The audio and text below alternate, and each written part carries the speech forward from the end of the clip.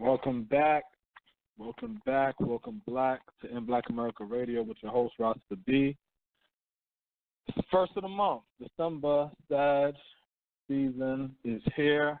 I know probably already been here, but my birthday in December. And, wow, a lot of shit happened, man. A lot of shit going on. And we're going to try to cover all of it. Today's topic, the main focus of today's show, we're going to be talking about the Libyan slave trade. We're going to talk about, the story of it, but it's not going to be the story of anger and, you're pissed off about what's going on in Libya.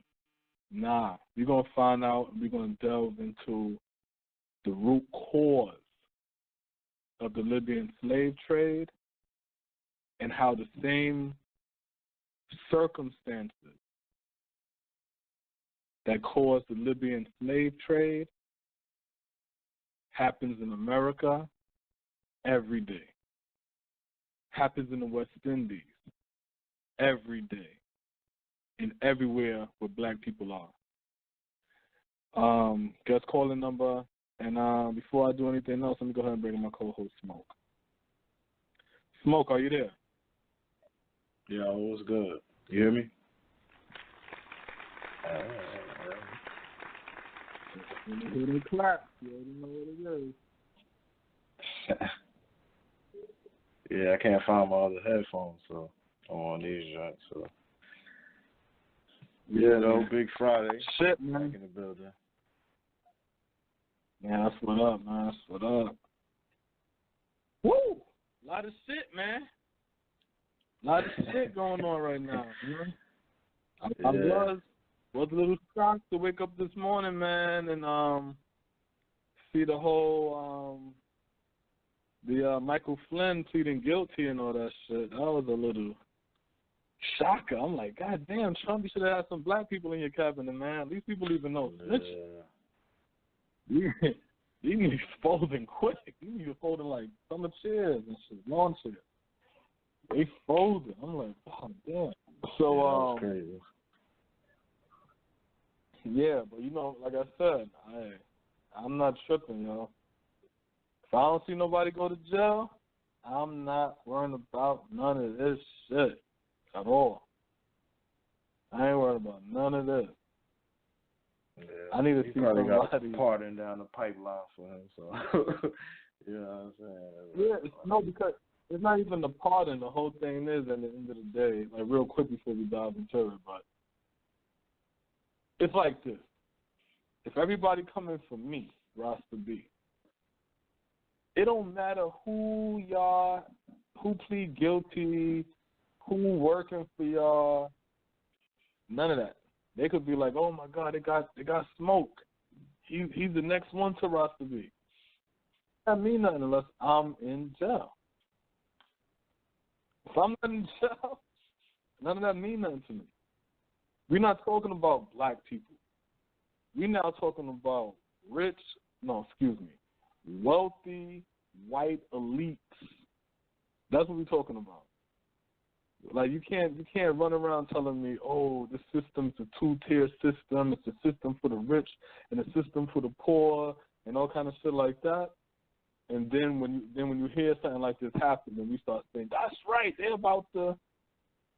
Okay, I thought they was about to lock up Bush for invading a sovereign nation, lying to the goddamn American people, and got what? Colin Powell to come out talking about the weapon of mass destruction that wasn't even there. You know what I'm saying? So it's just like I don't let none of this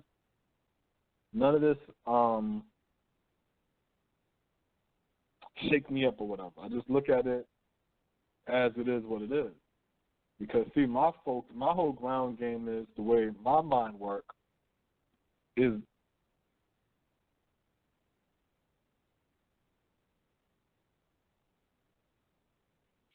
yeah, my bad. What I was saying was let's just give the perfect scenario in which we had our shit together. If we had our shit together, then this back and forth between liberal whites and conservative whites, none of this shit would mean nothing. We'll just be sitting over here like, okay, let them bicker, let them fight. We rebuilding our shit. That's my whole focus. I just don't understand why we're not taking these opportunities, all these sex scandals going on and the chaos between the different power structures in America. Why are we not using this division and trying to capitalize off this division? That's what I don't get. It just baffles me how white people can see a division between blacks and capitalize off of our division. They can look at light versus dark and shit. Let's break it down to three: dark skin, brown skin, and light skin, and then turn around and be like, let's divide all three of them and capitalize off that. These niggas here blood, these niggas here Crips. Let's capitalize off that. These niggas got money, these niggas don't got money. Let's capitalize off that. These black people say nigga, these black people don't say nigga. Let's capitalize off of that. But then when we see a division in white America, first thing we do is throw our hands back and be like, we want to throw our hands in the ring and start picking sides to figure out which side we're going to go for. That's the part of the game I don't get. You know what I'm saying? That's the part of the game I'm not. It really baffles me, you know what I'm saying? Because I'm like, okay, so let's say the liberal side wins. The liberal side wins. Do that necessarily mean the black side wins? No. Let's say the conservative side wins. Do that mean the black side wins? No. So who's throwing their hat in the ring for the black side? That's my whole issue. You know what I mean? Yeah, we just take like the feel good standpoint. You know what I'm saying? It's like, you know, we see the situation with Flynn, and now it's like, you know, you watch social media and shit like that. It's like, people feel like that's a victory. You know what I'm saying? But at the end of the day, just like you explained, it doesn't matter. It's like however it unfolds, Black America is still in shambles, and that's what we need to be concentrating on. So, yeah, I mean, it's just like the feel good shit that we love to embrace. You know what I'm saying? Well, no. But before we go further, we got a call here. Look like it's the brother Pianki here. Yeah. Caller, what's the name? What you calling from? Hey, man, what's going on? Hey, what's up, Pianki? What's going on, bro? Yeah, that's what I say. Hey, look. Man. Were you shocked by that Michael Flynn story? No. Ain't nothing going to happen to Trump. I'm thinking. Because what Michael Flynn has done is what Michael Flynn did, probably before the elections even occurred. And as far as him lying to the FBI, he could have said he didn't remember, or he did, not at that time. You know, when you fill out those forms for a security check, when you sign it, it tells you that you answered all questions to the best of your knowledge. It don't say that they did on. And anyway, what the heck is wrong with talking to somebody from Russia? And then they make it sound like you're talking to the government. It could be somebody that's a fisherman or a baker or somebody that's selling socks. Oh, he's talking to the Russians. That's a bunch of excitement, inflame information. But can I make some comments on the topic of your show? Yeah, what black people can learn from the Libyan slave trade. There's a lot of things going on there. For one thing, whites can learn that if you don't have babies, then you're going to have to import immigrants to come in and do work for you.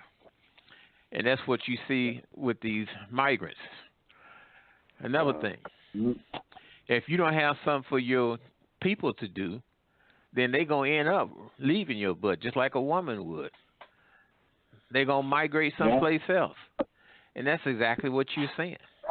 If you don't have enough mercantile for your people to remain gainfully employed and active, the young people going to leave. And that's what they're doing. And you got some women over there that's prostituting themselves in those countries. Another thing it shows, Gaddafi should have went on and stuck with his nuclear weapons program. Whenever somebody that you know is ratchet, is telling you to give up your weapons or don't worry, we're going to protect you, you crazy as hell. Yeah, that's true. Absolutely. So, and that's the part they're not telling you, that a lot of what's going on is they're using Libya as a route to get to Europe. Europe shut its doors from the migration shit. They shut. It's like the saying the wall barrier between Mexico and America shit. They're talking here. They shut the doors. They don't want no more Africans crossing over into Europe. They're going through Libya. So once these people get stopped and they're stuck there in Libya, they're in detention, which basically is jail. That's how this slave trade thing occur.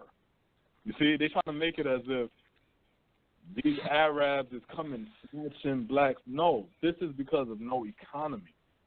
That's why it always goes back to economy with me. Because if we strengthen our economy and stop being a workforce, we're not going to fall into this. Because the same thing happened in Libya, same thing happened in America. Same thing with the Haitians in the 90s when they would turn the boats over, full of black people on the boats to Haiti.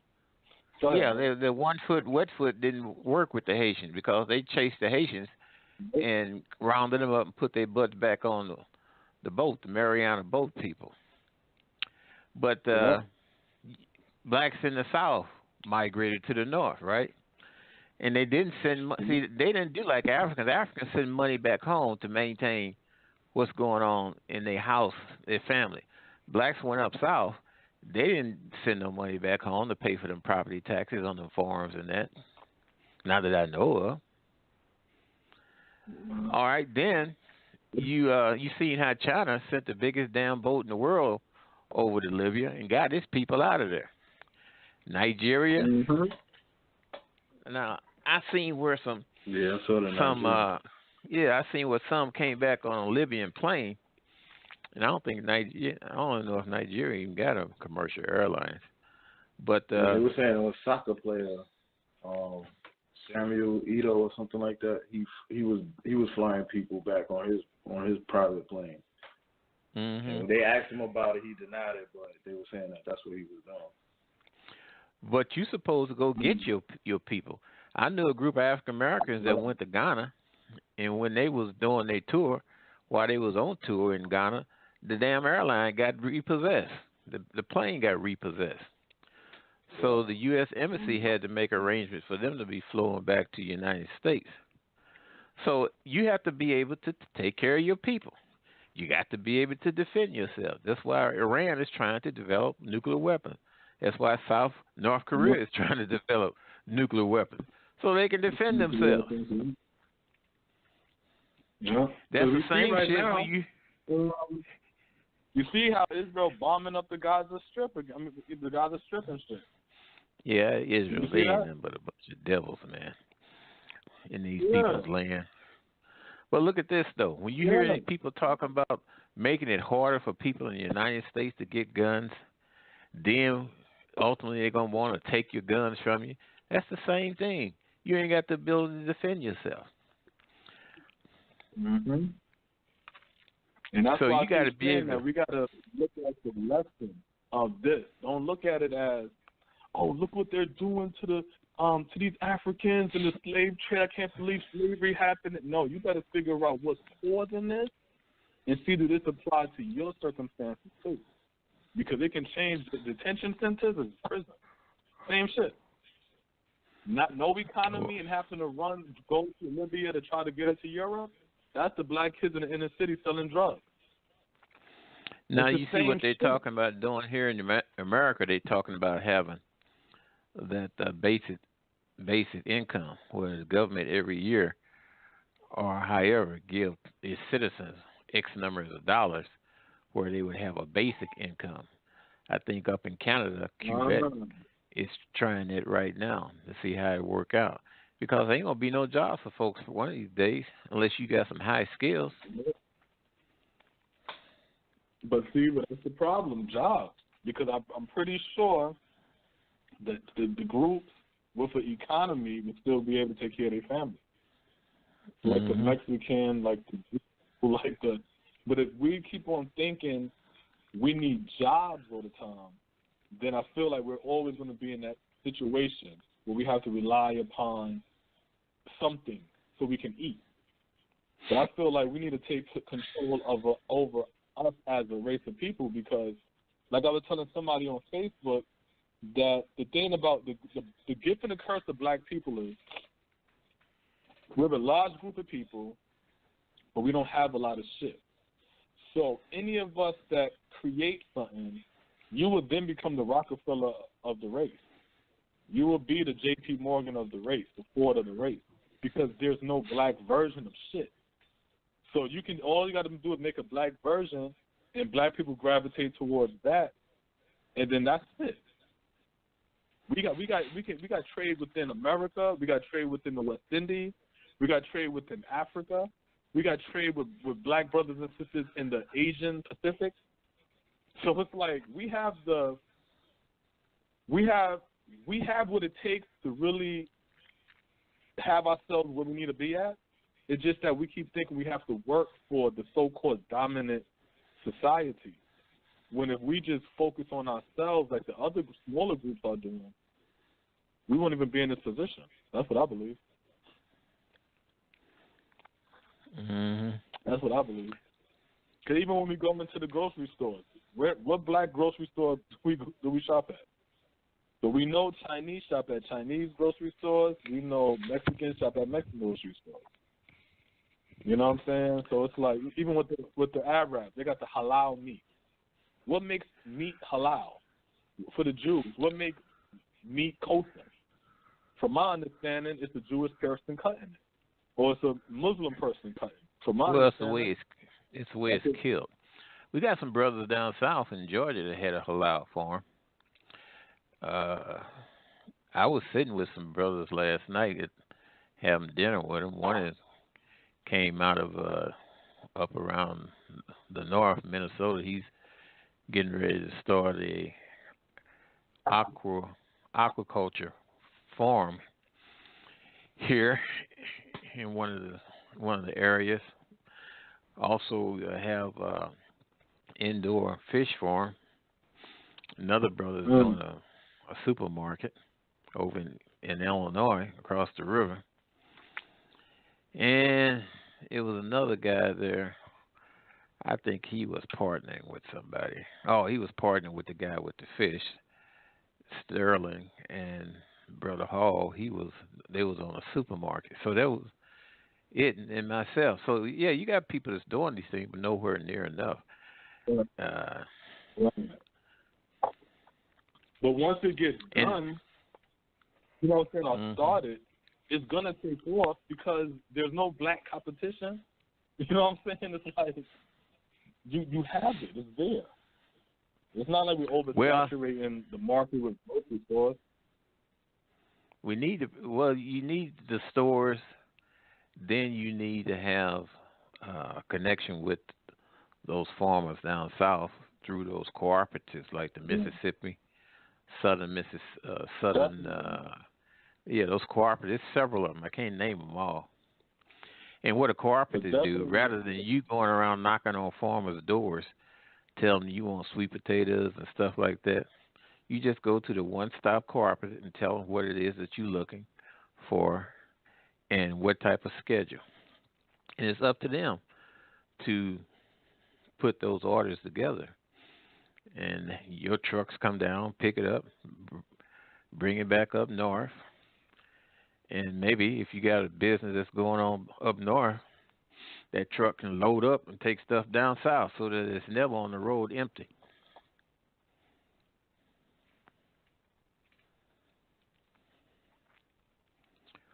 So those things you got to strive for. It needs to be strived for those who have the capability of doing it. Yeah, man. Yeah. putting that work in, man. Sounds like got some good things going over there. You know what I mean? But we have to think business minded, industry minded. Otherwise, you know, we're gonna just have a few more generations of just nothing. You know what I'm saying? Our kids going through the same experiences of, you know, being financially strapped and stuff like that. You know what I mean? Well, you know, we need to start training our young people for these high-paying professions, STEM, science, technology, engineering, math, and medicine. Add another M on that. I sent Donald Trump a message. I said, Donald, you need to go talk to the National Society of Black Engineers, speak at their convention, rather than trying to go to the damn NAACP.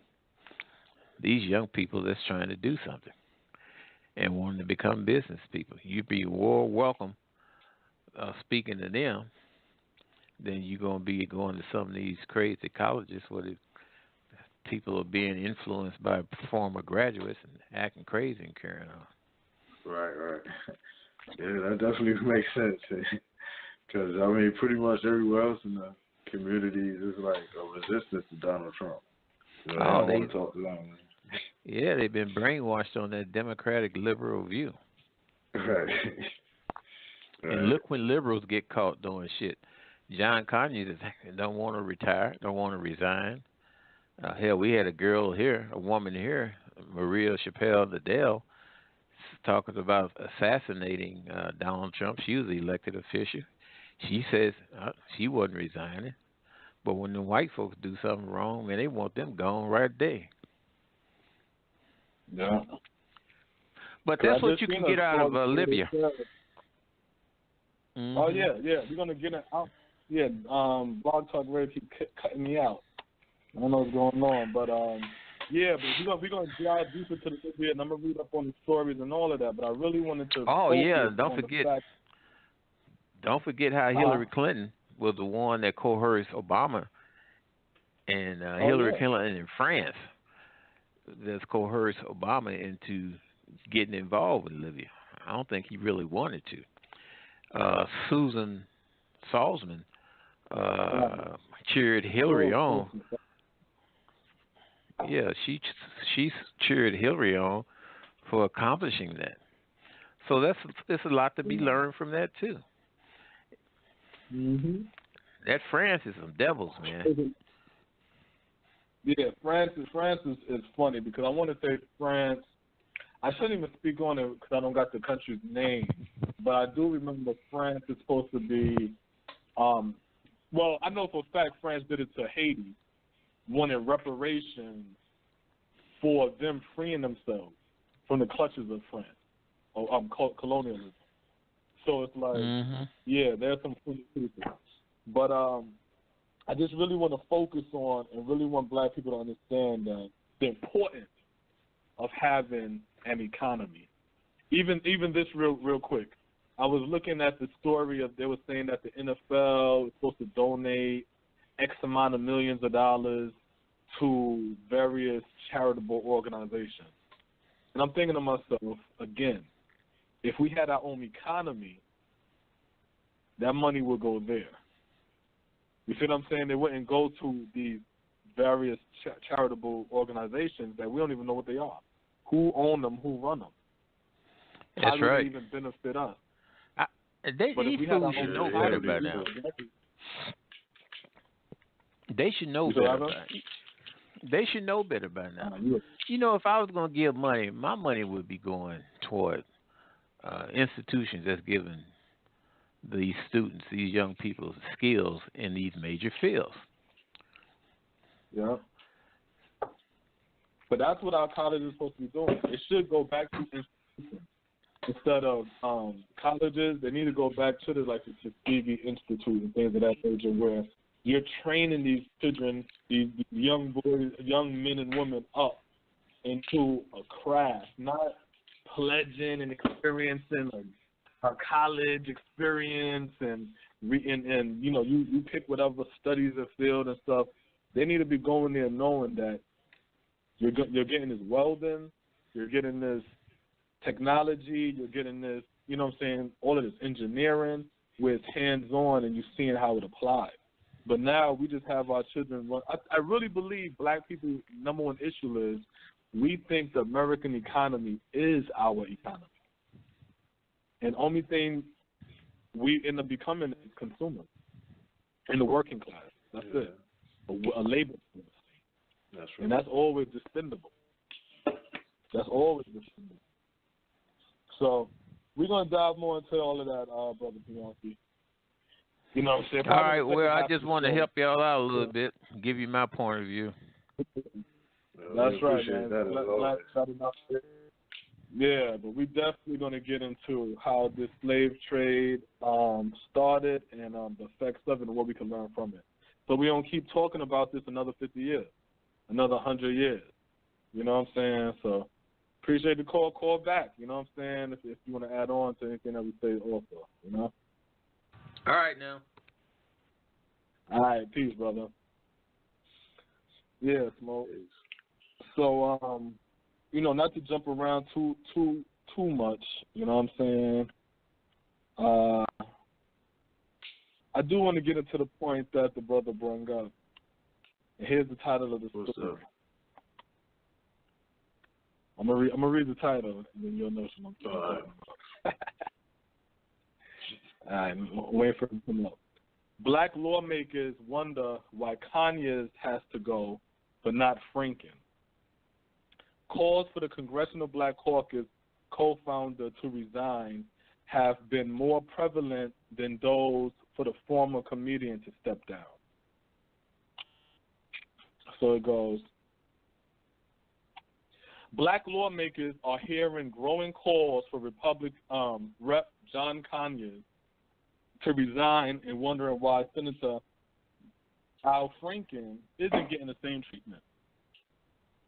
Members of the Congressional Black Caucus have been privately airing concerns about a double standard within Democrat ranks since sexual harassment allegations against Conyers, the longest-serving House member and a founder of the CBC, first surfaced last week. Their concerns were thrust into the open Thursday when Kanye's lawyer hinted that Kanye was being treated differently than Franklin because of his race.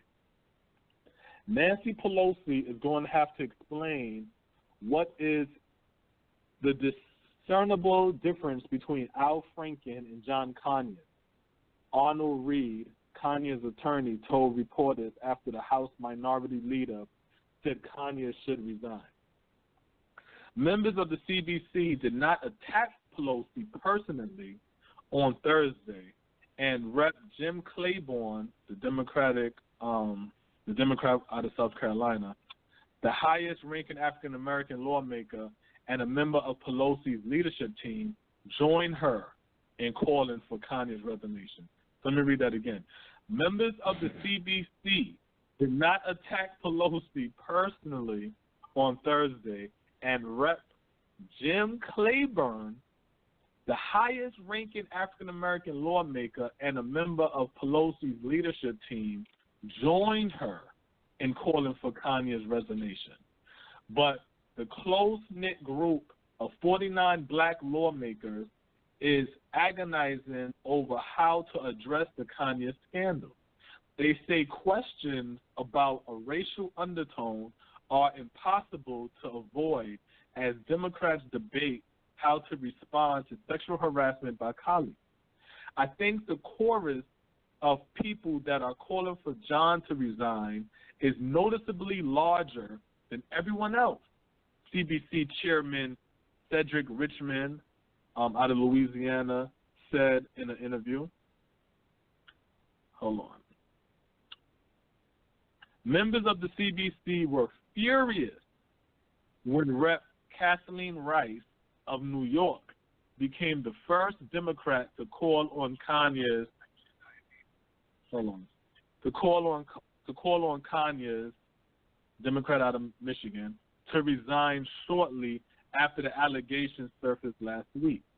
At the weekly CBC meeting this week, several members angrily discussed what Rice, that's Kathleen Rice, did and said they'll be watching for others who followed suit and wouldn't forget. The response to Pelosi and Claiborne has been much more muted and speaks to the evolution CBC members have undergone in their thinking on the issues in just the last 24 hours, as the accusations against Kanye show no signs of abating. There's no one in the room that doesn't think he needs to resign, but people thought that Kathleen Rice openly calling for him to resign, CBC members did not like that. So let me read that again. There's no one in the room that doesn't think he needs to resign. But people thought that Kathleen Rice openly calling for him to resign, CBC members did not like that, said a source with knowledge of the meeting. Things changed in a day. Pelosi met with Richmond and Claiborne on Wednesday before the CBC meeting to discuss next steps. The trio had been working in recent days to privately pressure Kanye to resign, hoping to avoid having to publicly call for him to step down. But Kanye is dug in, flying back to Detroit Tuesday night after meeting with leaders of the CBC, a sign to Democratic aides that he had no plans to go willingly. At the CBC meeting Wednesday, members were visibly upset, some even crying about the situation. I'll put money some of them the ones crying probably was men. Somebody, that's a new phenomenon, you know what I'm saying? Somebody who you trust, somebody who you love that does something wrong, that's not easy, said George Meeks, Democrat of New York, out of New York. No one believes someone should get away with bad acts, but it's hard and it's emotional, especially with someone like John Conyers, who has made America better. He might have been the one crying. Some members were upset that Kathleen Rice and two other House Democrats, hold on, let me scroll down,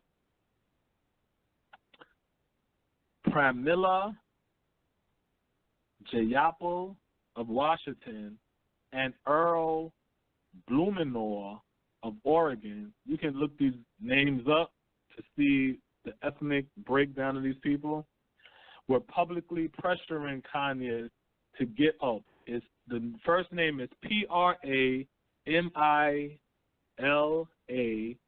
last name Jayapal of Washington, and the other person name is Earl Blumenauer of Oregon. We're publicly pressuring Kanye to give up his seat while most Democrats were calling on Franken, while most Democrats weren't calling on Franken to do the same. Both Kanye and Franken face multiple sexual assault allegations. 4 former staffers have accused Kanye of harassing them, 3 saying he made repeated unwanted sexual advances, while another said he verbally abused her over several years. 6 women have accused Franklin of groping them. So let's repeat that. 4 former staffers have accused Kanye of harassing them. 3 saying he made repeated unwanted sexual advances, while another said he verbally abused her over several years. That's 4. 6 women have accused Franklin of groping them. That's actually touching. Tupac even went to jail for that, right? For what's the charge he said he always liked to say? Because he didn't go to jail for rape. It was I forcefully grabbing I just or something like that. Yeah, touching or some shit. I just saw that shit. You know? I'm mad that I forget. I just saw that. Who killed Tupac? I was watching that shit. But yeah, forcible touching. Yeah, because he openly tell you he didn't go to jail for the rape. He went to jail for forcefully touching of the buttocks or something of that nature, right? But then the argument goes on and on and on, right? Now, the thing that makes me laugh about the whole situation is this, Mo. The thing that makes me laugh about it is the fact that this is the CBC, the same CBC that was toting the line for the Democratic Party. You dig what I'm saying? Toting the line for the Democratic Party, toting the line for the impeach Trump movement. You see what I'm saying? And now that they used you for what they needed you for, now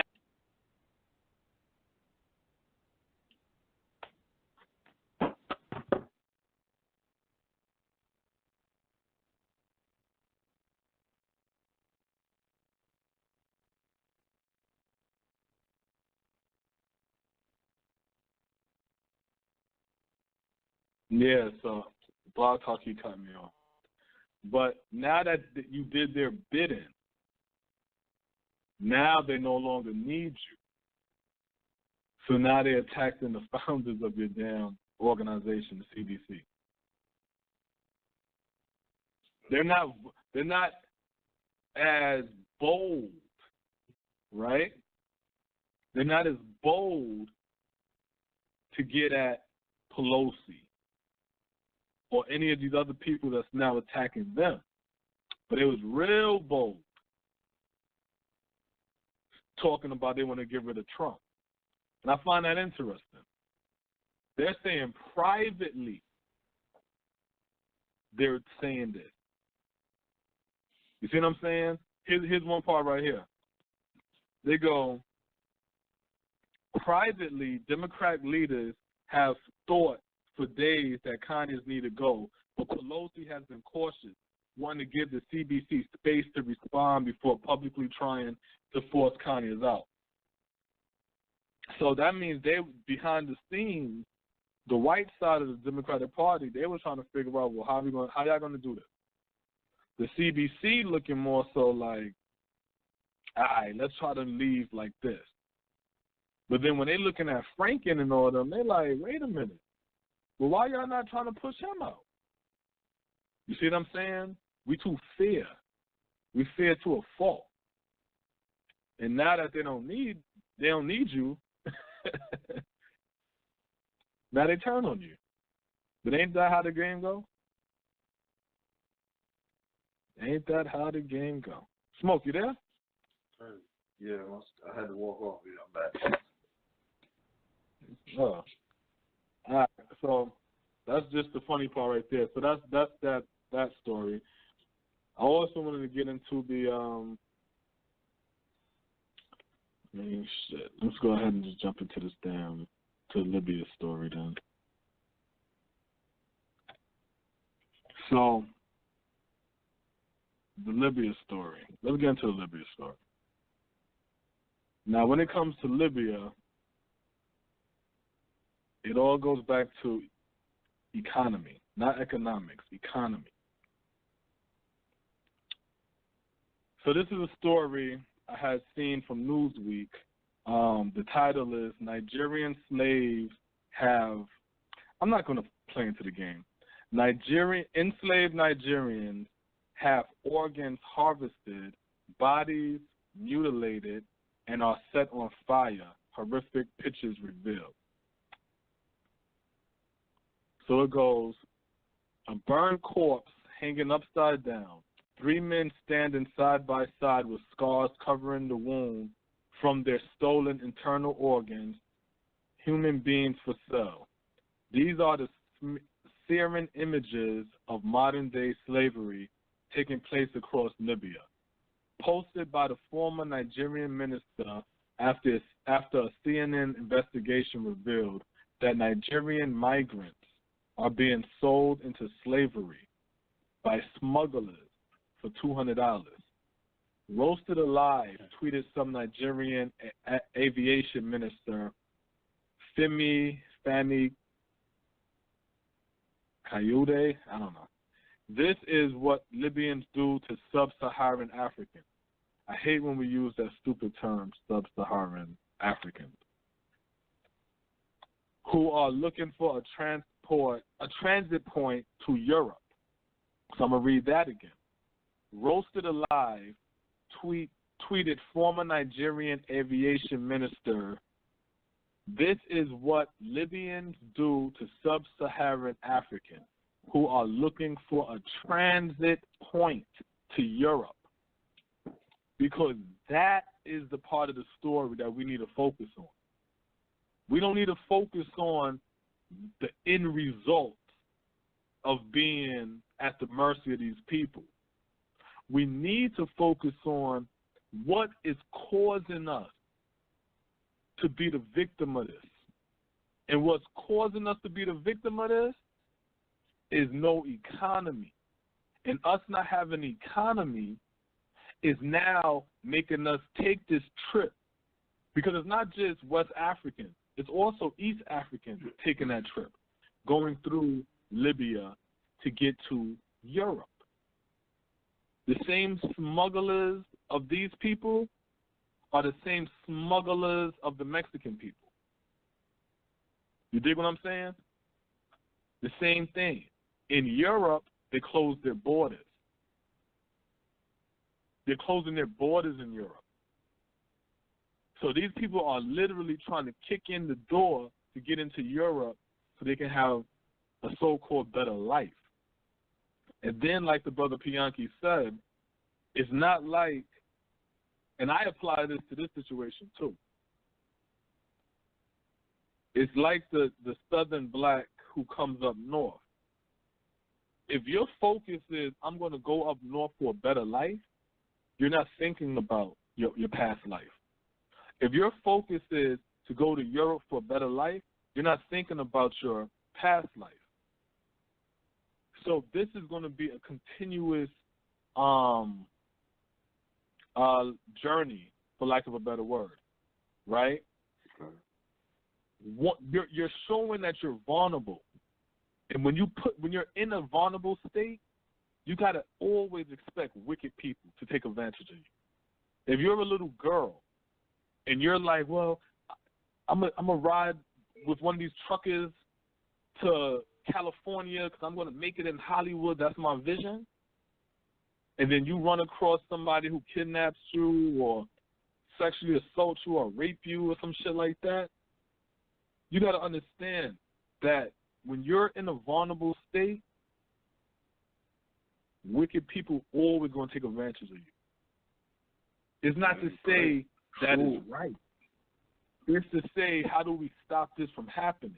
And the only way, in my opinion, Smoke, stop these things from happening, we have to be serious on building and strengthening a black economy globally. But if we have to keep running to our former colonial colonizers, our former colonial masters, our former oppressors, we're always going to be in this situation. Because one more thing, Smoke, the funny thing, I'm not going to say funny.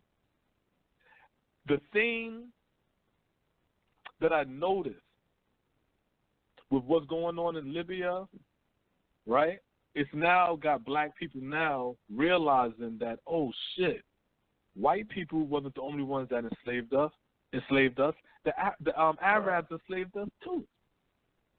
Oh, shit, we didn't even focus on the Arab slave trade.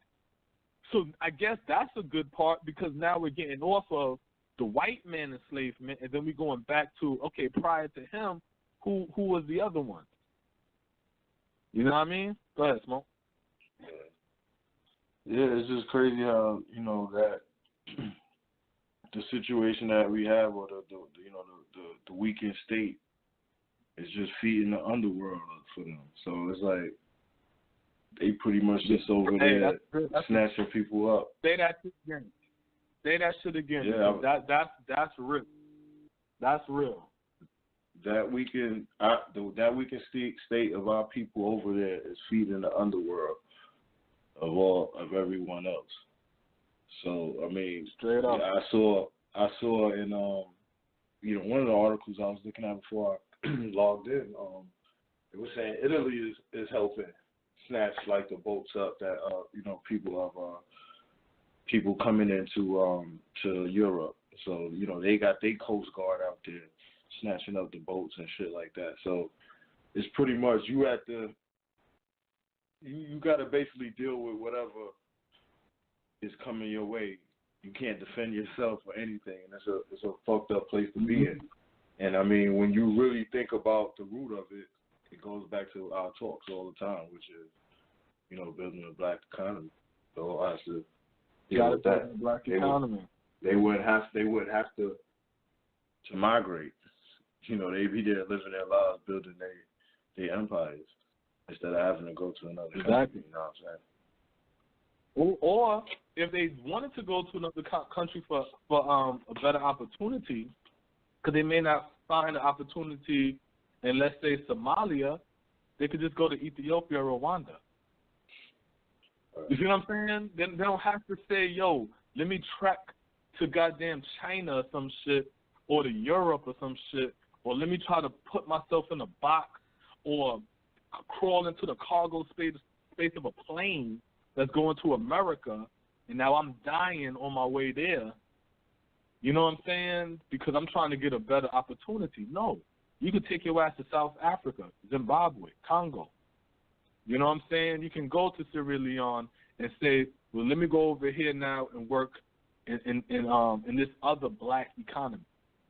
Fuck it. I'm from goddamn Botswana. Let me take my ass to Jamaica. Let me just leave the continent, take my family. We're gonna fly out to goddamn Jamaica and get some work. You know what I'm saying? Because it's a global black economy. But when you don't got a global black economy, what happened is you're a bunch of Haitians on a boat trying to hit Florida, but you're getting turned around from the Coast Guard because you don't got the same privilege as the goddamn Cuban. So hold on, we got another caller. Let this caller in. Got to clean this laptop up. Caller, what's your name? Where you calling from? This is Sapphire. How you guys doing? How you doing? Yeah, how you doing? I'm doing just fine. So I'm listening to the show, and I have a comment, and I want to know what you brothers think about this comment. So as it relates to Libya and this recent event that has come to light concerning slavery of Nigerians, I remember a couple of years ago that Libyan, I don't know if it was forces or police. I don't know the local government in Libya. I don't know who it was, but I can remember distinctively that a black couple, traveled to Libya for whatever reason, and they were horrified to see that they were keeping Nigerian men in the zoo because the jails were overpopulated. And they took film of them hosing them down like they would lions or bears or tigers or whatever, like animals, right? And they were so hurt. That video went viral, that secret video that they filmed on an iPhone of them housing Nigerian men in the zoo. They were on their hands and knees. That was so painful for me. Now, having said that, I want to say this. The Arabs have never stopped enslaving Africans. And what we need to ask ourselves is this. Is Libya not an African country? Libya, the ancients said that Libya was the labia, okay? Excuse me, I got to go in here. The pearl tongue of Africa. This is what they said in ancient times. So we know that Libya is a part of Africa. Now, the second question is, why don't we understand as black folks, melanated people, kinky-headed, non-ether beings that religion does not play into this, because most of those Nigerians are Muslims, as are the Libyans, but they don't give two damns about that. So my final question is this. People keep talking about World War III, and I think that I could be wrong, but this is what I'm thinking in my righteous mind. War is no longer what we think it is. A display of weapons and bombing and carrying wounded soldiers and being in a foxhole. That war is of the past. This new war has to do with a separation and a denigration of species. Now, people always say that there is no such thing as race. I need you to tell that to the Arabs, because who they abuse is the African, the black man. That's who they abuse. You see what I'm saying? And so we need to understand that maybe this World War III is a melanated war. Maybe it's the war against the melanated individuals. I don't know. I'm just putting this out here. And I asked Mr. Pianki about the Libyan enslavement of Nigerians, and I told him that while I do blame the Arab for their inhumane activities, the Arab is a savage, and I don't care who hears me. This is a man who had been wiping his ass with his left hand. I don't care who hears this. This is what I know, okay? Not toilet paper.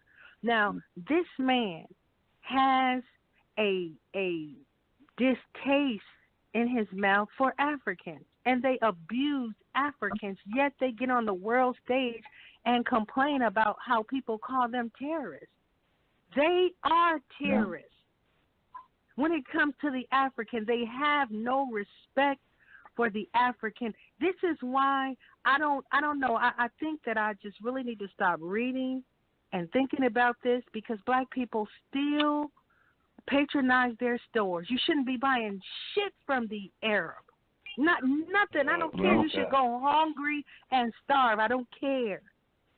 You should not be patronizing his stores. He should be made to pack up and leave out of the black community. But you see people in there buying Swisher sweets and wrappers and alcohol, baloney, all kind of bullshit. No, you should make the Arab to understand that he can kiss your black ass, because you are sadly mistaken if you don't think that what happens in the foreign countries and on the world stage to Nigerians won't happen to you. We need to understand. It is happening. We need to understand what this is. And I'm sorry, brother, I want to say this. Oh, no. What is wrong with the Nigerian country that they have their young people who are very ambitious taking this risk for a better life? I'm going to tell you what it is. It's too many of them old gray-headed chiefs chasing vagina, stacking up all the money, hoarding all the power, and not leaving anything, not letting anything be available to the younger generation. Now, we need to speak the truth on this. There should the natural resources that are within Nigeria, there should be no way that technology, water, electricity, these things should be made manifest in Nigeria. But for them to show pictures of these young Nigerian men being abused is a slap in the face. Not only that, it is a besmirchment on their character. What the fuck are they doing? Why can't they create advancement for these young Nigerians? This shit makes me angry. I'm tired of it. See, but the thing is, when you made the comment about Libya, the ancient times, all of that was our shit. But Northern Africa is no longer part of Africa. That's why if you ever notice, they always say sub-Saharan Africans, sub-Saharan Africans. And it's like, what do you mean, sub-Saharan? Oh, the northern part is y'all shit now. The whole, even if you look at the status in America when it considered what's white, they say North Africans are white. French Montana will be considered white. All that Morocco, Tunisia, all of that stuff, Egypt. That's why there's such a whole thing about Egypt, where us black people like Egypt part of Africa, and everybody else like, no, it's not, because when we say sub-Saharan Africa, we are playing into the ideology that the northern part of Africa is not part of Africa. And we black people is part of the south, sub-Saharan part of Africa, not the northern Sahara part. Just the sub-Sahara part is ours. That's what we're subconsciously saying. Like, they really played a whole mind fuck on us. And the shit that they're doing with the Nigerians, I believe it's because their economy isn't strong. So when they get their girls taken away, when their sons is being tortured in Libya, they don't really care because they don't even have nothing for them anyway. That's what I'm starting to believe. The same thing happens in America. How do we allow our sons to go be locked up in jails and our daughters? We have no economy. Go ahead, sis. Not only that, there were, now this is what I read, 200 Nigerian women, West African women, who were dead on arrival. Now, this was very mysterious, but they had the coffins lined up a mile long for these women. And when these rafts or whatever they were on came in, only the men were left alive. Now, I need you to understand this. This is what black people are not getting down in their spirit. There is a new, there is a new money-making scheme that is evil in nature and is very profitable for people in the medical industry, and that is organ harvesting. Do not be fooled. A lot of these atrocities that Africans are experiencing are a smokescreen for organ harvesting. When they say these women drowned, but how is it that all the women drowned and no men drowned? How is it that? How is that so? But we are not allowed to see their bodies. We don't know what organs they are missing, because I'm telling you, they are missing organs, okay? They are missing organs. One African body is worth at least $1.5 million when you harvest the thymus, the heart, the lungs, the kidneys, just every organ, the pineal gland, and even down to the melanin and the jawbone. Understand this. So I'm saying, is this World War III, and is World War III the melanin war? I'm trying to understand this. Even as it relates to politics in America, this Representative Conyers, this is a sad day. How is it that women are allowed to come out of the woodwork and accuse this old man who has seeded and bloom, can hardly walk, shaken? Even Viagra wouldn't help this. How old is this man? 90? 88? He's a silver saver. But here comes these white women accusing this man of sexual harassment. Oh, he touched me. Oh, he did this. But I want to say this. How is it that these women, just like they did Bill Cosby, just like they do the athletes, and everything. One athlete said that this woman she called the police on him, and she said, I am going to tell them that you sexually abused me. And he said, how are you going to make a story up like that? She said, I'm a white woman. They're going to believe me over you. Now, having said that, I want you to understand this. For them to levy these accusations on the head of Conyers, this old-ass man, this is a crime against humanity, because this is the tool that has always been used, the white woman's tears, to disrupt anything that the black community does. and I want to say this. I know it's going to offend some people, but if the black man doesn't wake up soon and stop paying so much homage and admiration to this white woman, that is going to be the death of us all. It has been the tool that has been used. It broke down Black Wall Street. Remember the woman on the elevator? It broke down Rosewood. So I'm saying this stuff is just a damn shame. Yeah. I think the Statesboro 4, something like that. It was the case with the Statesboro. I want to say, where it was the two white women, and they was told to say that the black guys raped them or something like that. Yeah, that's been the same. And see, that's my whole thing when it comes to these stories. They're not new. Whatever issues that we're dealing with today, you can always have a reference point in the past. So if we can have a reference point in the past, now we shouldn't be complaining about it. We should be figuring out how to stop it. When I'm seeing what's happening in Libya, I'm not angry about what's happening in Libya. I want to know, how do we stop this? Because this is not new. When I'm listening to them say they're locked up in detention centers, I'm hearing prisons. When I'm listening to these men is leaving their countries and traveling through Libya to get to Europe in hopes of a better life, I'm hearing black kids in the ghetto selling drugs, kicking in doors, joining gangs because they all trying to get money. They trying to eat. I'm trying to take care of my seed. You know what I'm saying? Or whatever other stuff that we have. We don't got an economy.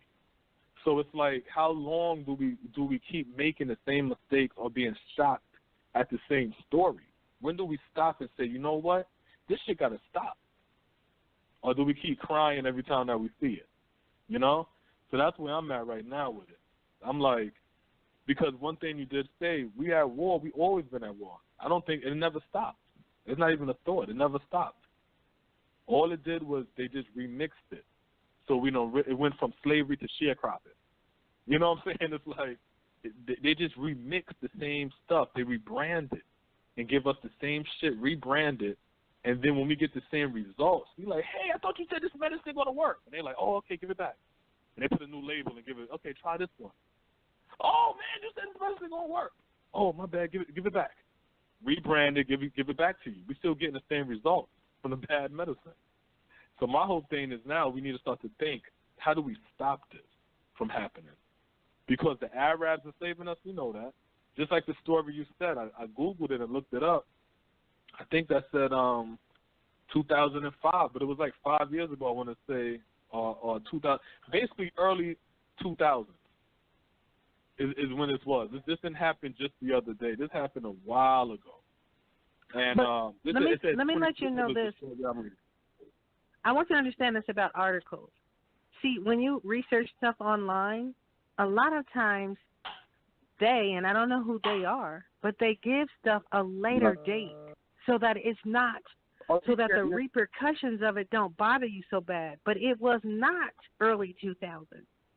I remember this distinctly. Right. And we had a study group. We had a. It says 2012 on it. Oh, okay. It says 2012 on the date. Okay. Yeah, 5 years ago. But I still say that that's when they uncovered it and wrote about it in 2012. That was going on way earlier than that. That's just like stop and frisk. By the time the world heard about stop and frisk, shit in Brooklyn, my uncles were talking about stuff. You know what I'm saying? It's like they've always been doing that. It's just the news will pick up on it later. So my whole thing is, well, when do we stop? Because the Arabs been doing that. In the hood, the Arabs sleeps with little girls. They have sex with them in favor for stuff in their stores. And I remember a chick told me that early 2000. I couldn't even believe it. Because as a man, they're not going to try me. But I remember when she said that, she said, oh, them Arabs, they be fucking them little girls in the hood. And I said, get the fuck out of here. And she put me on to that. And I said, wow. Everybody knows that Arabs love to have sexual encounters with black women and black children. We know this. We know this. This is not anything new. And also they exploit black people. I went into an Arab business with my sister. Mind you, I wasn't going to buy anything. And she didn't have enough money with her, so I stepped forward to use my credit card to pay for her stuff, right? Now, some of the items were not properly marked. And I said to him, listen, I'm not going to pay for this just because you think of a price on your head. I need to know what the price is. So are you going to do a price check? I said, if not, take it off. Now, this is what he told me. He said, I cannot give you a refund for this because I already rang it up. And this is the policy because our system does not allow for refunds. I said, well, let me see that on your receipt. He said, well, it's not on my receipt. I said, then it's not, that's not a contract. You see, and so he told me, he said, well, did you come in here just to shop me? Or are you trying to expose something? What are you trying to do? See, his mind was, you can't understand the dastardly shit that they do unless you are part of some type of law enforcement or something. They don't think that we have any intelligence. Do you see what I'm saying? Nope. And I could have, my righteous mind told me to throw that shit in his face. But my sister's trying to be all peaceful and everything, so I just left it alone. But I'm saying, when do we understand that we don't have any friends? We do not have any friends. No one else is exploited like this. Organ harvesting, enslavement, police brutality. Are we, I don't know, what is wrong with our minds that we are not comprehending this? Because I think we believe in narratives. And the narrative is the white man is your enemy. And people of color is your ally. So we'll say, fuck you, white man. And then the Arab is my brother. The Latino is my brother. And it's like, but they got their own groups and they're taking advantage of you. The China man and everybody else. You know? Yes, another sir. funny thing Yes, about the Arab stores, if you go into their stores, they got a lot of stuff in their stores that straight up says, plain as day, not for resale. So you know they went to a Sam's Club or something like that, one of these places to get it in bulk, and then selling it back into the local store for double, triple the amount. And then it says in there, not for resale. So I told Smoke, I said, one of these days I'm going to go in and I'm going to snatch that shit and just walk out. You know what I'm saying? And be like, I want you to call police. And let's have this conversation, because if this says not for resale, then what the hell are you selling it for? Another thing is this. We in the early 2000s, we selling mixtapes, bootleg mixtapes. We get busted for the mixtapes. Now the black kids got the mixtapes out for free. The Arabs always been selling the mixtapes in the store. In their stores, they sell glass pipes. But if you get caught with it, that's from paraphernalia. But they sell it in their store. Yeah, so it's like, wait a minute, huh? And they sell black pornography. They deal heavily in that. Yeah. Heavily in that. It's like, where the hell did you get this from? Like, I mean, you would not, you cannot even understand why they even have it. I mean, it's sad. And I want to show you this. This is what they do to us. This is what all peoples do to us, right? We fall for that people of color bullshit. Now, one of my family members on vacation from college was traveling, right? And he said that they had a special kind of search or whatever. They did an intense search on the Arabs. He said he noticed that the younger Arabs were getting their hair faded up like brothers. You know, shaving their beard up like brothers, dressing like brothers, trying to look hip-hop. And he said in the airport, they talking about, hey, brother. And he said he thought about that shit and it made him mad. He said, man, I'm not your brother. I'm not your brother. You want to be my brother because you want them to think that you are me. But if I go to your country, you're going to treat me harshly. He said, you're not my brother. You see what I'm saying? And we fall for that with everybody. With the let me tell you about this DACA. Okay, did you all know that was originally a piece of legislation from the Freedmen's Bureau for the children of freed slaves? Did you all know that? I didn't know that exactly, but I could see it because they all stand on our stuff. So then, and you know what they do? They hold up banners, people of color. But I'm going to tell you something. When you start talking about economics and housing and equal distribution of wealth, they are clear that they are Dominican, Mexican, Puerto Rican, Cuban, South American. They not no color. Okay, when it comes to even handing out benefits. Their groups too. Their groups specifically say them. Groups don't say minorities, people of color, nothing like that. Whatever other groups that they say their group. The Latinos they have the caucus. Oh no, that's when they want to jump on our bandwagon because we already fought the white man. So we have laws put in place. So then they come in and they say, well, we're oppressed people and they try to cling on to all of us. It's like a checkbox. So they look at the box and they say, okay, we can check all of these things. We just can't check black. But we can check everything else off. So we can use these same laws. And that's how that game goes. So they trick us because we got the number.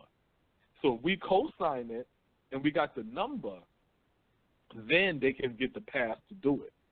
But if we don't co-sign it and they don't got our numbers, then they look ridiculous.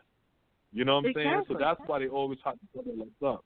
Yeah, it's a game, and we got to get out that game because at the end of the day, is our children going to suffer? We keep thinking it's us as the adults. No, everything they put in place is to fuck over the generation growing up because they're not going to know the game because it's being put in place. So once they get older, they're going to be like, whoa, what the fuck? Damn, how the hell? Man, it's hard as hell to get a job. Right, because of what happened to us as an adult. So then the adults turn around and look at the kids and say, you're lazy. You're not trying hard enough. No, they're playing a new game with new rules. I mean, the same game with new rules. So we got to figure that out. What do you think about when we allow people to operate and function and flourish in our culture, benefit and exploit our culture?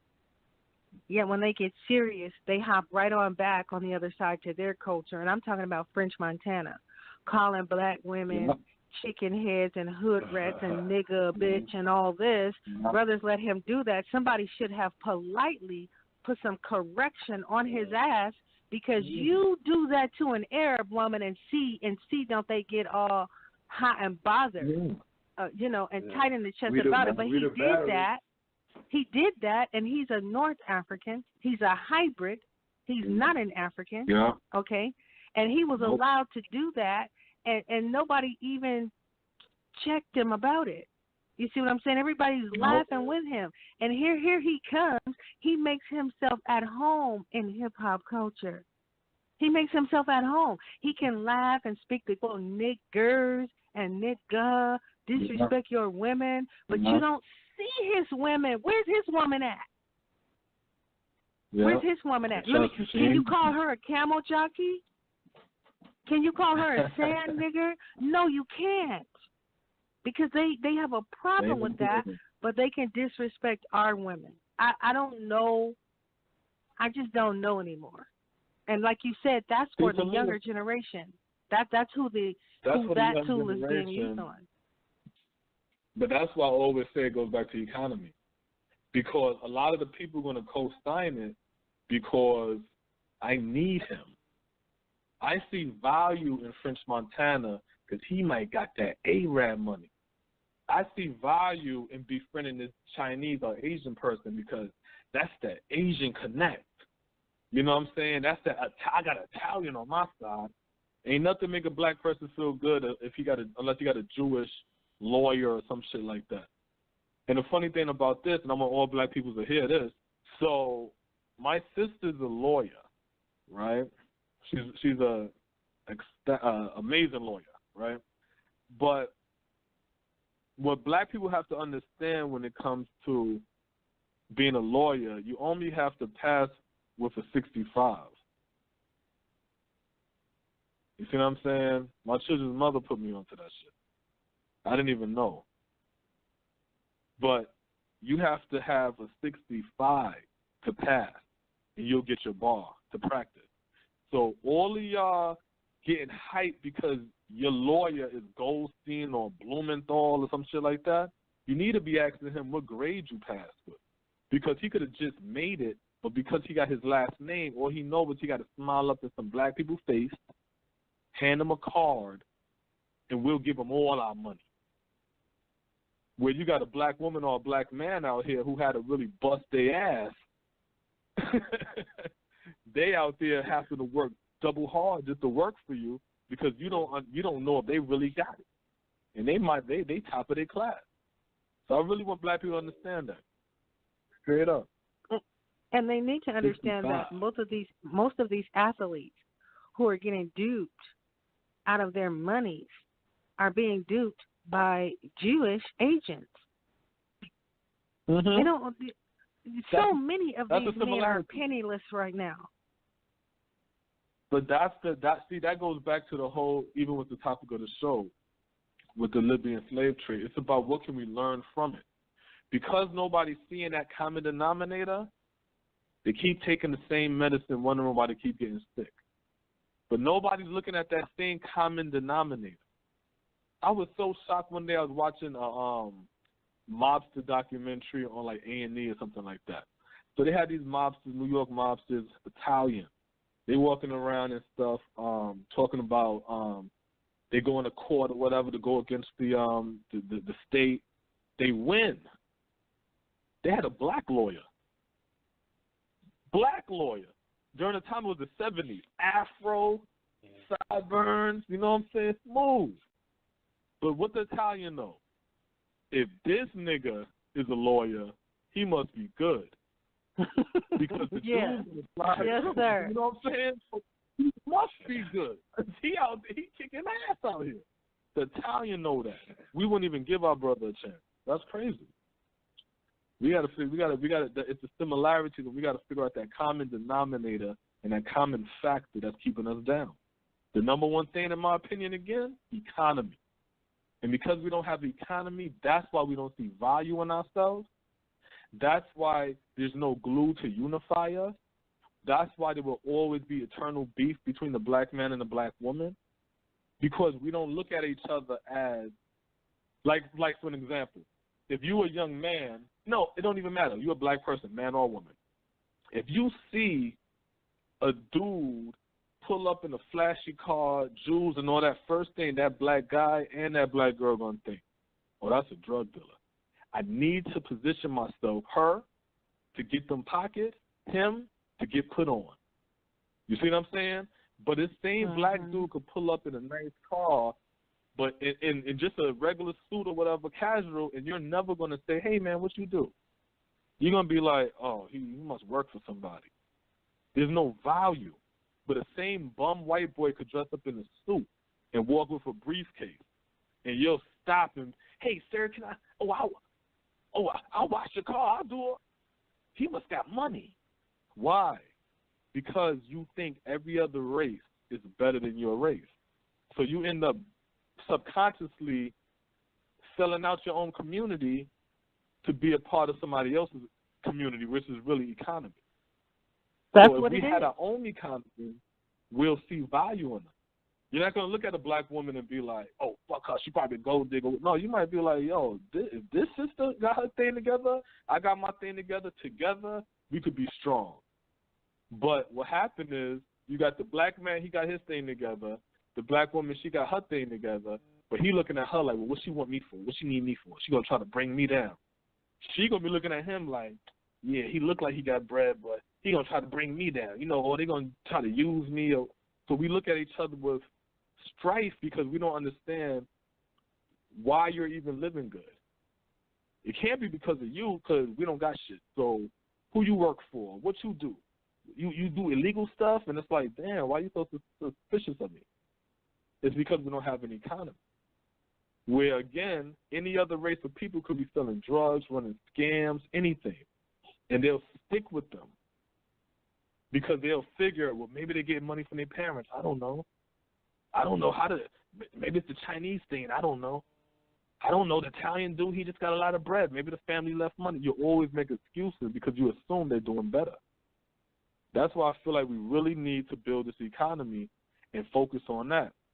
That's why when the brother Pianki calls up and he drops a lot of the information and speaks on the peoples that he bumped into, it's from raw material all the way down to the consumer. It's the guy making the fish, getting the food, right? Sending it on that black truck, dropping it off to the processing center, who then ships them out to the different local stores, who now, these same black people who's on food stamps from the government, that government money through the food stamp is being funneled to this black grocery chain that pays its black employees, that pays the truckers, who end up the money going down to the farmers again. This whole, you know what I'm saying? We got to get back into that ideology. If not, we're always going to be dependent on another group of people. Straight up. You know what? I don't feel bad, and I don't have hard feelings towards people who support their own. When I know how Asian people support their own people. When I see a conglomerate or even down to a little mom-and-pop store or mom-and-pop business, grassroots business, Asian people or white people or Mexican people, they only have their people working there. They only subscribe to their people. They sell products that are conducive to their people's culture. You can't be mad at them for that. You can't be mad at them for that. What we should be angry with is our own selves, because we don't subscribe to one another. We don't give a damn whether we have anything or not. See, I noticed this in college. We see Asians as people who are incidental. In other words, they shop with them and they patronize their businesses because they don't see them as a threat. They're not a part of our culture. They ain't one-upping you. But let a black man or a black woman be selling the same thing as that Asian. There will be black people who won't patronize that business because they'll say stupid shit like this. Oh, they think they're better than everybody up in there, selling shit and high prices. And I mean, they will find any kind of reason to not patronize that business. Now, if I patronize them and they don't treat me right, I'm not going to stop shopping with them. I'm going to say, look, I don't like how you did this. I'm going to keep spending my money here, but I need you to fix this. Okay? Now, I say, this is how I say it, Stephanie. I say, when a black person give you bad customer service, treat them like they're racist. And if a white person or any other group of people give you bad customer service, treat them like it's bad customer service. Just like how you do black people. And be like, you know what, their customer service sucks in these white businesses. That's why I don't deal with white business. Because wherever I go, they're rude. Wherever I go with Chinese, they're rude. I don't mess with them. When you go to black people, treat them like they're racist. And says, yo, just like you just said, y'all going to change y'all policies here. I should be allowed to shop in any black business I want to and get good customer service. And y'all need to fix this. And like you said, I'm going to still shop here, but I'm going to force you to change and force you to do better when you see people like me come into your store. We need to do that for our own selves instead of doing that for the white businesses. And for the white businesses, treat them just like how we now treat black business. Anytime you go into a Chinese business and they hurry up and buy, you say, you know what? That's why I don't fuck with Chinese businesses. And stop fucking with Chinese business. You know what? Every time I go to the Arab store, y'all selling some bootleg stuff. Yo, that's why I don't mess with Arab business. Now you're not messing with Arab business. But we don't do that. You know what I'm saying? We fight against it. Like I said, a lot of times we don't know it because I think, to be fair, it's like explaining to a renter the responsibilities of ownership. You know what I'm saying? If you don't live in a house and dealing with the responsibility of owning a house, I can't explain that to a renter because it's not the same experience. When I was in an apartment, whatever I don't like about this apartment, I can always move and go. I'll go across the street for a better deal. You know what I'm saying? That's how my mind frame was. So I didn't care about all that stuff. Once I got my house, it was like, now I got to think, like, yo, you got to think down the line. You got to have money for emergencies. I just had a pipe bust today. You know what I'm saying? But I'm not thinking that if I lived in an apartment. I'm like, I'll call the super. I'll call the people to come in, maintenance, to fix that. Fix this up, maintenance. That's not reality if you own it. So it's like, when it comes to us, a lot of time we don't think like that because we don't know we're supposed to have an economy. We don't know that being reliant on other races of people make you vulnerable to their attacks. You know what I'm saying? Like, we don't realize it because we don't know these different steps. That's what I'm starting to believe. And I think that's why we have to teach that to the youth. And when they say to you, well, like you know, they're growing up and you're teaching them, you're educating them, you have to steer them into the engineering, the science, the development, the welding, the something where they can build, and always teach them your job and your purpose as a black man, your job, your purpose as a black woman is to rebuild your economy. And that way they understand that growing up, like, yo, my mom's taught me if anything, I got to rebuild this black economy. But what's that? Oh, man, this is the concept. And then he tells somebody who don't know. You know what I'm saying? We got to pump that. Because us as adults, we can only come up with the solutions at a certain age and then pass that on to the child so they can make them solutions and they can solve, these, like identify the problem, I should say, and then have the child be the answer to that. You know what I'm saying? And that's how it is with my two boys. I let them know, right? Everything that we do deals with building and science. And as they get older, I'm going to keep instilling that. So when I'm showing them the math, I let them know this is why you need to know math. Like my son, he reads, he's 5 years old. Every time he's reading something, I always say in the back of his ear, now you understand why you have to know how to read. Now you get to know what all of this is. Now, you know what I'm saying, when you see it, I always emphasize what it is. So when he's seeing it, he's reading, he understands the purpose, not taking advantage of, okay, I can read it, who cares? No, I'm giving him the purpose of why you must know how to read and why you must understand math and look how you created this. The importance of this is this, so he can understand it's a mission.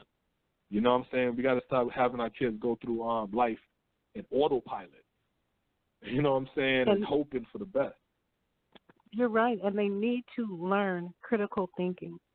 They need that as a must. Yeah. We need to express that. And I tell young parents this. When my children were very young and when they would do, because they were wild, okay? My kids were wild. Mm-hmm. And what I would do for punishment is I would get the Sunday newspaper. They already knew what was coming. And I would have them do current events. They had to write a 2-page expose. And I gave them 4 choices of current events. I would cut them out. I could say you could write on this or you could write on that, this or that. You need to pick it. You need to have it done by tomorrow morning. Only then will you get your electronic toys and equipment back. Until you do this and you do it properly, you won't be getting your stuff back. Now, they tell other kids, this is how I learned to write. This is why I got good English grades. So people keep saying, you're just good at English. He said, my son told me they would tell him that. He said, no, I stayed in trouble and I had to write articles, current events, once I got in trouble. And he said he hated that shit. But he is a better writer because of it. So I'm just saying, be creative with your punishment. Be creative with it. Make them write. Make them do assignments. You see what I'm saying? Yeah. It goes a long way. It comes second nature. It all comes second nature. You don't even realize that your skill until you get around the other kids who can't do it. And you're like, damn, you don't know what a adjective is, or you know what I'm saying, things of this nature. Like you don't realize it until you get around the other kids, and that's when the kid's like, oh, you just good in it. And it's like that's just like me. I never grew up reading books and nothing like that, but I collect a lot of books that I know I need in my library, because when my son is getting older and they're looking at the shelf and they see all these books, I know they're going to say to themselves, I need to read this because my father must have read these. So I want to be like my father. I know that because I remember my mother, who didn't read a lot either, she had a lot of books. Not a lot, but I know that she did have books. So I used to think that. I used to be like, wow, Mom read all of this, Mom read all of that. And as I got older, I realized, nah, she probably didn't read none of that. But I always, that's what freaked me into books. You know what I'm saying? Like, I would watch her highlighting stuff and marking it down, and that's what I do with my book. So me seeing that part, and she could have just collected it, a couple that she's seen, because she's the one that got her eyes open to the knowledge. So she could have just been, just getting books because she just, opened her eyes to it. Now I'm young seeing these books, and I'm like, wow, when I get bigger too, I want some books like that too. So when I see my sons, everywhere they walk, they see books laying around. When they ask me, Dad, can you read me a book before I go to bed? I'm reading them books like Martin Luther King's Where Do We Go Here From Here, Chaos or Community, or Message to the Black Man and things of that. Because I'm like, when you sleeping, that's the image I want in your head. When you're listening to me speak, I want you to hear these different vocabulary. So your vocabulary is vast, and when you go to school and they're dealing with language and words, you're not scared of it. You're not looking at these big words and like, oh, man, I'm scared to say this word because that's what's cool. It's like it's nothing. It's just going to be smooth with you. So I totally agree with you. I totally agree. And all of that's development of your child, you know what I'm saying? And the child that gets older, their job, and they're not, whether they realize it or not, is to solve the problem that we're in. Because we all going to have to deal with it. I'm dealing with the same stuff that Martin Luther King is trying to figure out. So that means we're not coming to the right answer to this mathematical problem. And I just feel like the answer to it is economy. We had the answer, and it was just black and white. White came, smashed through our shit. Okay, 2017, let them try it again. How do we just give up? You know what I'm saying? Let them try it again. But the businesses we have to create is industry. We have to be making something. We have to be creating something and selling it to stores to sell to us. Like, we should have our own Black Family Dollar. You know what I'm saying? Like, when we walk inside there, we know the curtains in there, that's a factory in Cleveland that makes curtains, tabletops, you know what I'm saying, dressers and mirrors and stuff like that, and they ship them around the United States to black stores or outside the country. You got the pictures when you go to Family Dollar of black art. At least you know in Black Family Dollar, these are real black artists who made these pictures. So when you put it up on your wall, that's not no manufacture something out of China. You know what I'm saying? The world industry right now. We need to have our own industry where we know that everything that we buy and purchase within our home, that money goes to that store that hires people. That money, when the store has to buy re-up on its inventory, that's from these industries. These industries hire the black people in the community. So when I'm hiring black people in the community, I guarantee you're never going to hear a black person say, I'm not working for a black corporation. You see what I'm saying? You might hear us complain about spending our money with another black person, but we're not going to complain about working and getting paid and having a job. And then that black person who's now hired and paid, he may not feel as angry anymore. to spend his money in his black community. I mean, at these black businesses and stores. And then the person behind the counter may no longer look at that black customer as, well, what does he want? Because he like, yo, we're employed. We're employed out here. We got money generating in the community. When I see this black person walk through the store, I got a smile on my face now because I'm like, ooh, another $1. Hello, how you doing, sir? How you doing, man? Right. Straight up. And when you have a good like, product, oh my God, I hope you don't. Huh? When you have a good product, other cultures will patronize that product. You see what I'm saying? Other cultures will patronize that product instead of you. The Arab will be buying from you. The Arab. See, here's the thing. They never knew how to buzz fade and do them nice, on point fades. The black man. Will you tell the black man to stop teaching them every fucking thing? Please. So we think that's our brother. We think that's our brother. So you got Fur, got this going right now. Racist. This is not racist, but they're not going to teach him how to do the stuff that they do. They're not going to teach him. The Asians make a certain kind of noodle. They will not, for the life of them, teach anyone how to do it. They won't do it. They say it is against their culture. Yeah. Yeah. And culture is funny because we have a culture, but we don't honor our culture because we keep being told that we don't have a culture. Like the number one thing that irks me. Yeah, damn, the phone cut off on me. Oh, I didn't know what happened to you. I was like, okay. Yeah. So what are we going to have to do? Somebody got the breath. Yeah, I've been having issues on this damn Blog Talk Radio, yeah. But, yeah, we have to have more respect for us. And I think it just goes back to economics.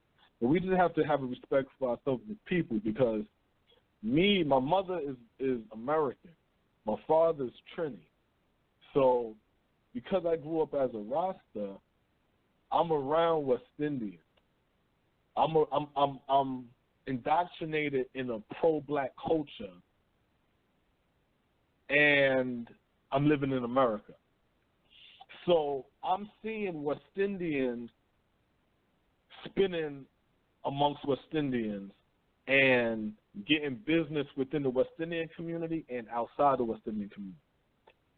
I'm seeing Rastas buy amongst Rastas, and I'm watching pro-blacks, Pan-Africans have festivals and try and always talk economics and power and buying and selling and things of this nature, but on a small scale. So once I start living amongst Black Americans as I'm older now, and I'm away from the consciousness, and I'm just around the deaf, blind, and dumb. That's when I start to hear shit like, because I never really heard it before, or if I did, it rolled off my ear.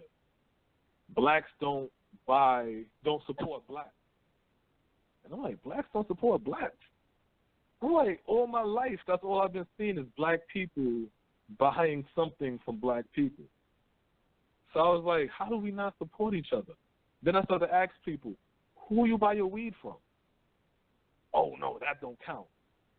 Who you get your hair done by? The woman.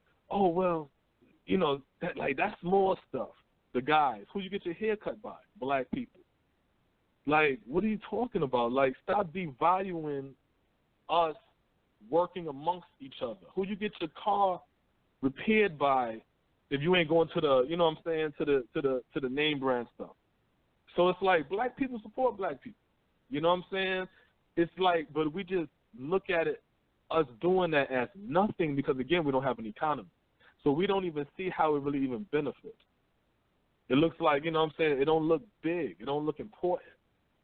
So I feel like, so once I seen that and I start to hear things like that in nature and seeing, I don't know, just the people who didn't grow up the way I grew up, that's when I start to say to myself, yeah, this whole shit is about the economy. And that's the key that we're missing, because I'm around the West Indian blacks, and I'm seeing them do this. And I'm seeing them get houses. I'm seeing them travel back and forth to their country and shit like that. And I'm like, but they have an economy. The Africans have an economy. The Chinese have an economy. The Arabs got an economy. The Jews have an economy. The Italians got an economy. The Mexicans got it. And then I look at black people, and I'm like, oh, shit, we the ones with no fucking economy. Mm-hmm. And then when I say that, then we keep talking about working for somebody. And I'm like, yo, do you not notice that in China, in Chinatown, they don't even have English words? So when I hear black people say, well, we can't just sell to blacks. We got to look outside. We're not going to just make money if we sell it to each other. All of that is economics, because the Chinese don't look at the black community and say, why would I open up 1 million restaurants in the ghetto, poorest neighborhoods of America? Why would I have Chinese restaurants in there? Because these are poor black people. No. That's called outside the Chinese market. So once they come out into the black economy, suck that money out, funnel it into their economy. And they will never invest a dime back. They will never, do you hear me? Mm-hmm. Never invest a dime back in the black community. Also, Koreans, they come here to create black beauty supply businesses in the black community and swap meets. And they will never invest one plug nickel into the black community. But then you said someone told you that you got to look outside the black community. You're not going to make no money. Well, tell that to the Koreans, because they send their children to college selling black people junkets and bullshit. Yeah. And they have terrible products. Terrible products. They don't hold up. It's just junk, trinkets. I mean, just bullshit that's probably poisonous. Yeah, we don't. Oh, it is poisonous. A lot of that stuff, they still got lead and all that stuff in it.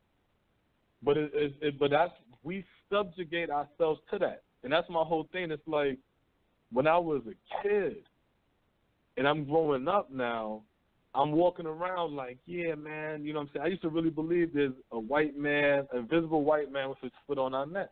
You know what I'm saying? I used to really believe that white people wake up in the morning with a blueprint on how to fuck over black people.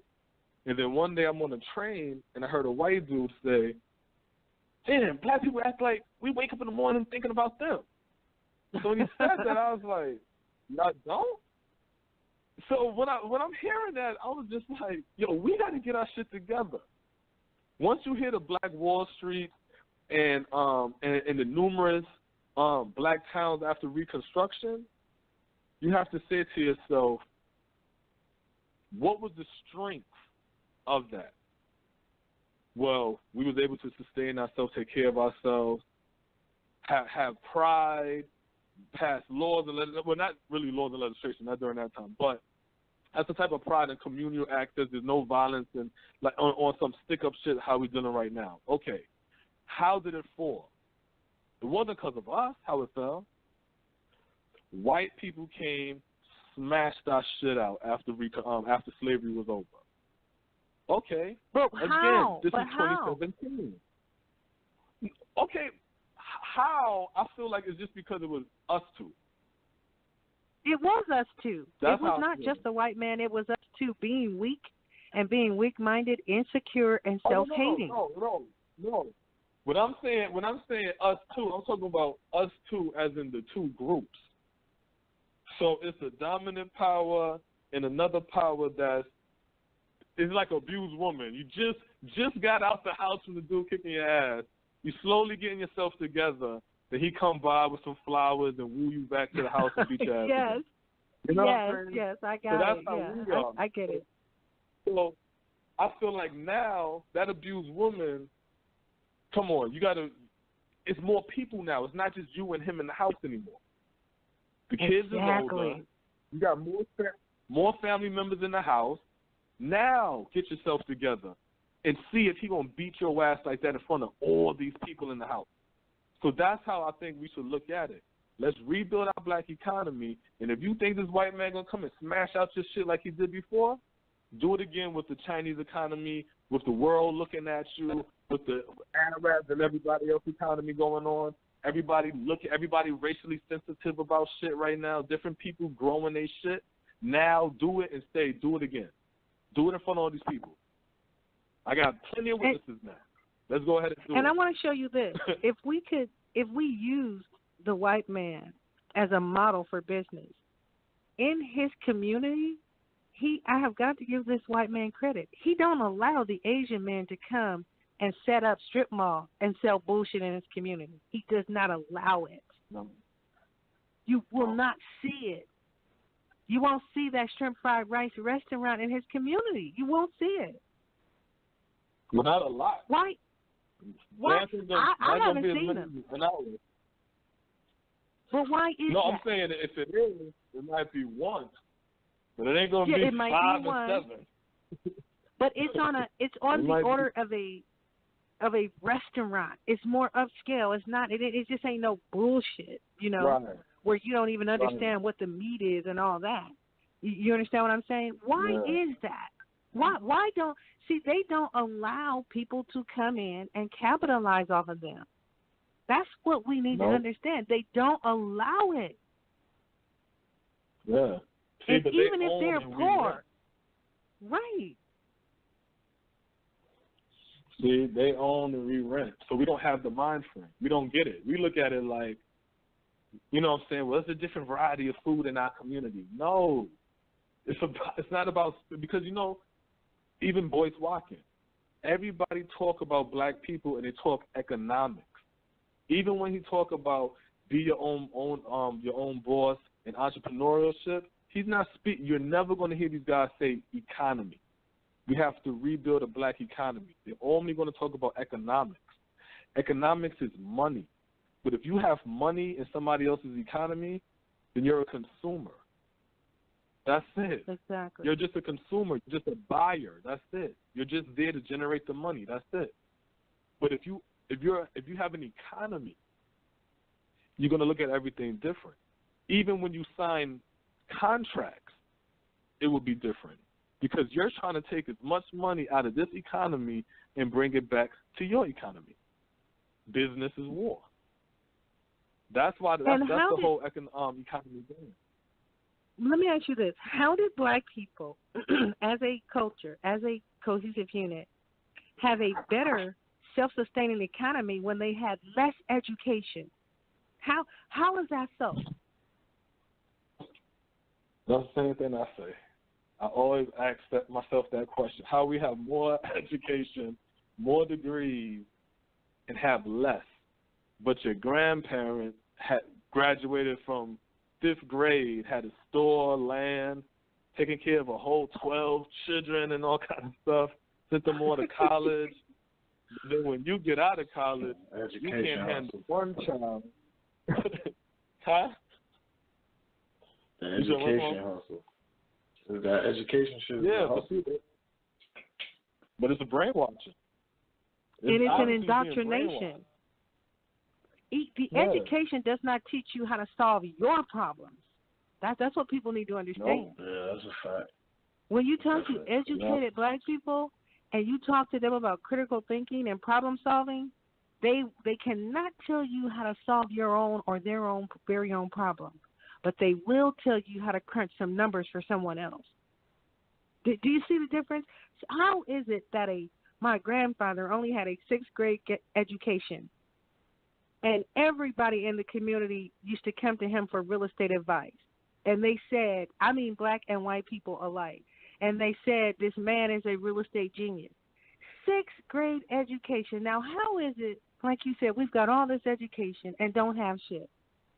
Here these people had to work at 12 years old and only go to school 6 months out of a year or 3 months out of a year, considering a 6th grade education as the apex of their education, yet they had land, cattle, used lumber.